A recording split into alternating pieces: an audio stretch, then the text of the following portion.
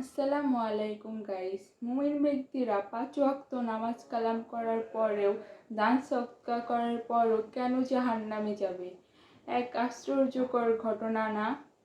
তো কেন যাবে? তো সেটা তো আমাদের জানার দরকার।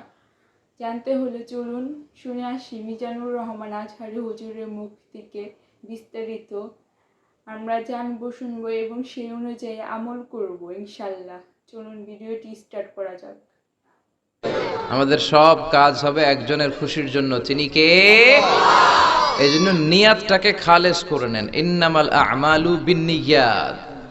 নিশ্চয়ই তোমাদের কাজের প্রতিদান দেয়া হবে তোমাদের বেসড অন ইউর ইন্টেনশন, তোমাদের নিয়তের উপর নির্ভর করবে। নিয়ত যদি ভালো হয় আপনি সব ভালো হবে, আপনার আমলনামা সওয়াব দিয়ে পরিপূর্ণ হবে। আর নিয়তে যদি গন্ডগোল থাকে কিচ্ছু পাওয়া যাবে না। নিয়তটা অনেক দামি জিনিস। In the day of judgement অনেক আলেম জাহান্নামে যাবে, অনেক মুজাহিদ ফি সাবিলিল্লাহ জাহান্নামে যাবে, অনেক মুতাসাদ্দিক মানে সাদকা করেছে দানবীর জাহান্নামে যাবে। নাউজুবিল্লাহ পড়বেন না? কি আজীব কথা! আলেম জাহান্নামে যাবে কেন? দানশীল ব্যক্তি জাহান্নামে যাবে কেন? নিজের জীবনটা বিলিয়ে দিয়ে, তাজা রক্ত জমিনে ঢেলে দিয়ে যে শহীদ হলো সে জাহান্নামে যাবে কেন? আল্লাহ আলেমকে বলবে, আলেম তুমি জাহান্নামে যাও। আলেম বলবে, আল্লাহ আমি এত কোরআন শিখলাম, এত হাদিস শিখলাম, মানুষকে কোরআন জানালাম, আমি তো জান্নাতুল ফেরদাউসে যাওয়ার কথা, জাহান্নামে যাব কেন? আল্লাহ বলবে, তোমার নিয়তে গন্ডগোল ছিল।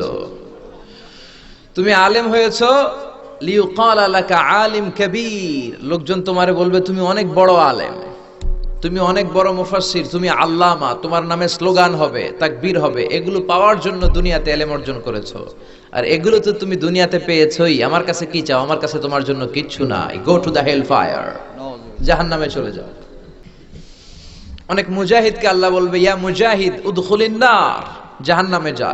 মুজাহিদ বলবে, আল্লাহ আমার দেহের তাজা রক্ত লিইলাই কালিমাতিল্লাহ, আপনার কালিমাকে সমাজে প্রতিষ্ঠা করার জন্য, জমিনে কোরআনের আইন বাস্তবায়নের জন্য আমি শহীদ হলাম, জীবনটাই তো বিলিয়ে দিলাম, আমি তো জান্নাতুল ফেরদাউসের আ'লা মাকামে থাকার কথা, আমি জাহান্নামে যাব কেন? আল্লাহ বলবেন, তুমি জিহাদ করেছো লিউকাল লাকা মুজাহিদ ওয়া জারি, লোকজন তোমাকে বীর বলবে, লোকজন তোমাকে শক্তিশালী সেনাপতি বলবে, আর এগুলো তো দুনিয়াতে তোমাকে বলাই হয়েছে। আমার কাছে কি চাও? আমার কাছে তোমার জন্য কিচ্ছু নাই। Go to the hell fire, জাহান্নামে যাও।